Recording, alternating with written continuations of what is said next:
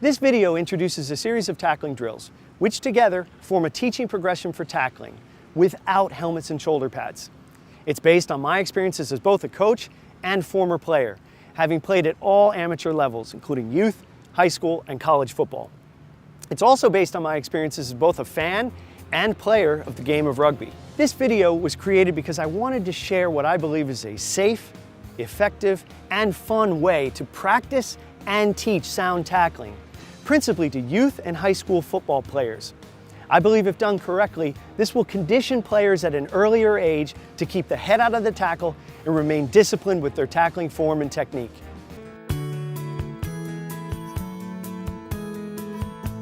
Run and Buzz is the first drill of our teaching progression, in which we are working exclusively on the approach.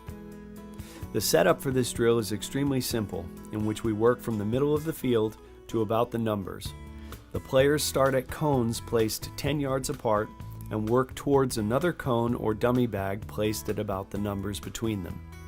The ball carrier will run to the cone at varying speeds, slowing down from time to time to simulate a possible cutback.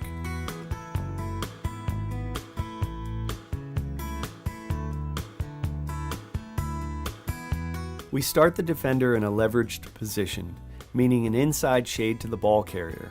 And in this drill, we are working on three principal concepts. First, the player should maintain his leveraged position on the ball carrier all the way to the cone.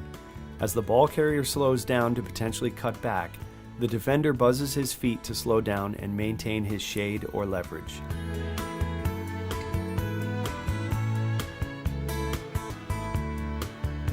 Second, we want the defender to chase or track the ball carrier while maintaining some squaring of the shoulders, which increases as he closes in on the ball carrier. Lastly, it is extremely important the defender's eyes focus on the near hip of the ball carrier so as not to lose his leverage because of movements of the ball carrier's hands, head, ball, arms, or feet.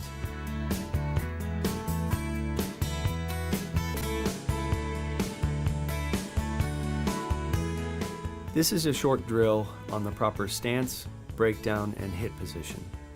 Our players are taught to keep their head up, sink their hips, bend their knees, and to maintain a slight arch in the back with their hands ready. We drill this hit position by simply fitting to a teammate in which the ball carrier steps one way or the other, while the defender steps to the ball carrier with his near foot while maintaining his form. We emphasize a power step towards the target, arms cocked, back arched, and head up.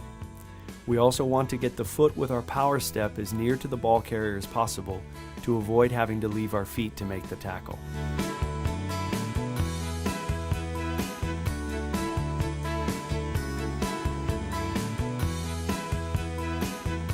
The stance and breakdown position is similar to some of the current teaching of American football form tackling. However, we emphasize the power step be made at an angle towards the target as opposed to straight ahead, as we want to drill the importance of coming from a leveraged position, which allows us to emphasize more of the shoulder in the tackle and keep the head further away from contact.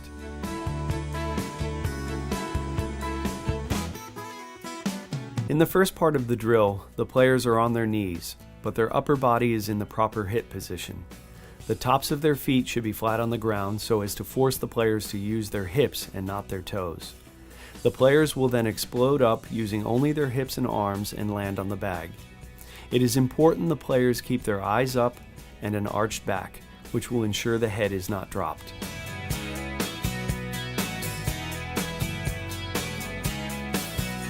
In the second part of the drill, we add an extra dummy bag, in which the players will do the same thing as in the first part, with the addition of hitting the bag with the front of their shoulder while ripping their arms and wrapping up the bag. The hands should come together to squeeze the bag, and their head should be up but to the side.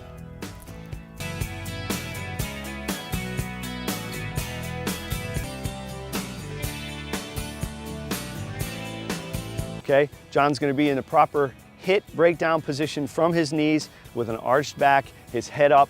We're going to have a player stand in front of him, and John is then going to basically tackle that player, ripping his arms and wrapping up the opponent with enough hip drive to bring the player down. Again, this is the first progression of getting our players accustomed to tackling without helmets and shoulder pads of live players.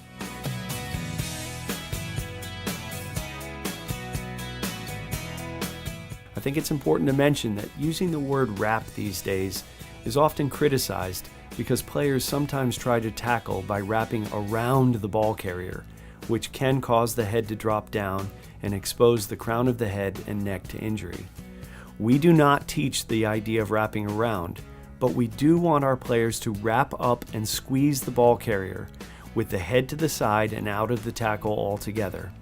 I prefer teaching and working to get more of the shoulder into the tackle in a leveraged fashion like rugby players, as opposed to some of the current football tackling theory which teaches the double uppercut concept, which can force more of a head-on form tackle leading with the chest. As you can see, we perform this drill from both sides, working both the left and right shoulder tackles. It is best to have players of similar size matched up for this drill, given that they are working from their knees.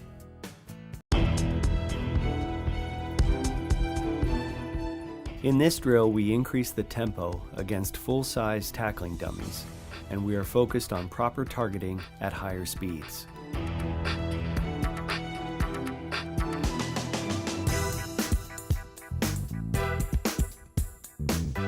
We want to hit the dummy bag with our shoulder, and the head should be up and to the side.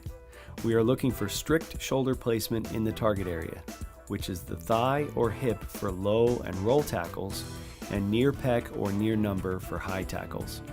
We want to see good hip explosion and the arms ripping, wrapping up, and squeezing the bag. There should be sufficient leg drive or roll to move or take down the dummy.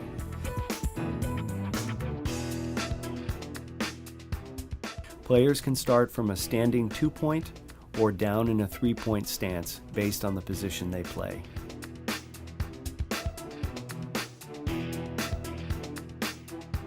As you can see, we have the players working from a leveraged position, and we work from both sides, practicing left and right shoulder tackles.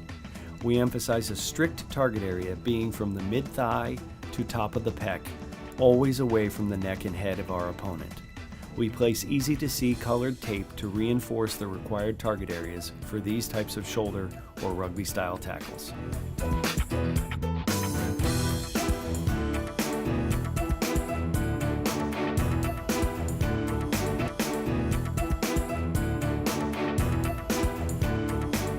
As you can see, the players are now working on their roll tackles, in which they roll instead of driving their legs to take down the dummy. Roll tackles are low shoulder tackles which target the near thigh or hip of the ball carrier.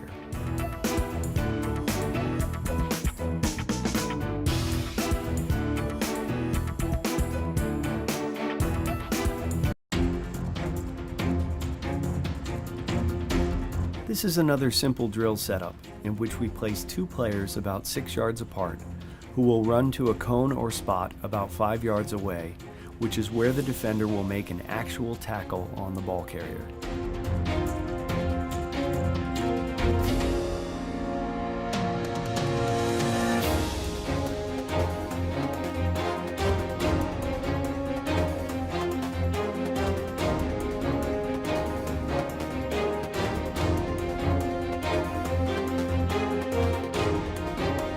We work both sides to drill left and right shoulder tackles, and we can increase distances if we want to work more of the approach and tracking element. For smaller kids, less than 100 pounds, speeds can be increased to 3/4. And for larger players, say over 200 pounds, we believe 1/4 to half speed is best.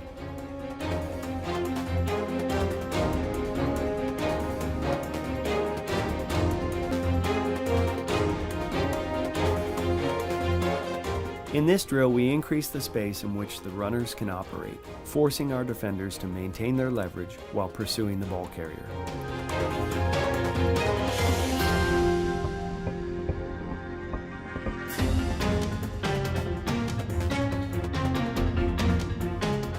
We work this drill mostly from the numbers to the sideline and simulate a ball carrier trying to get vertical and cutting back against our pursuit.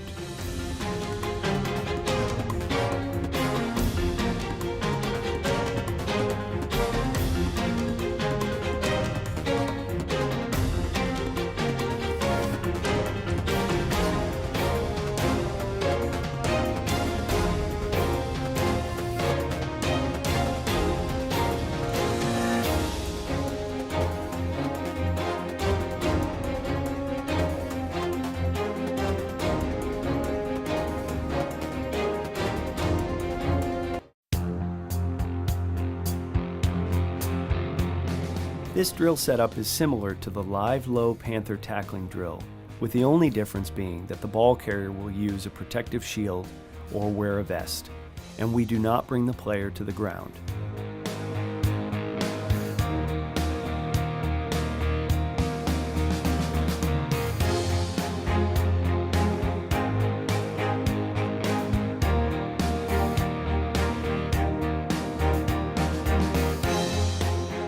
We are emphasizing all of the same mechanics as in the low shoulder tackle drill, with the only difference being the target area, which is the near pec or near number, as opposed to the hip or thigh.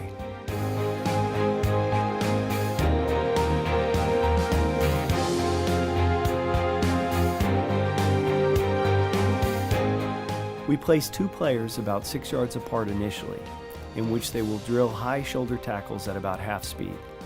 We work both sides and can increase distances if we want to work more of the approach and tracking element.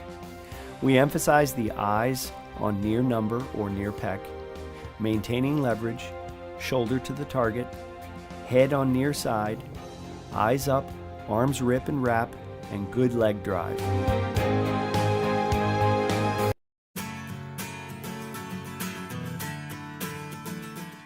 In this drill, we strategically place full-size tackling dummies at various contact points, depending on the pursuit angle we are trying to simulate.